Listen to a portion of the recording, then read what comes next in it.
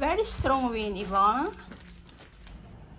Galing ako sa labas, guys. Sinundo ko yung anak ko sa school. Ayan, oh. Ang lakas ng hangin sa labas. May typhoon kasi dito sa amin. Kaya kahit dito sa bahay namin, malakas yung hangin na pumapasok. So, ayan, guys. Malakas ang hangin, pati dito sa loob. Malapit na kasi ang winter dito sa Taiwan. Kaya, ayan. Nag-i-start na maglamig.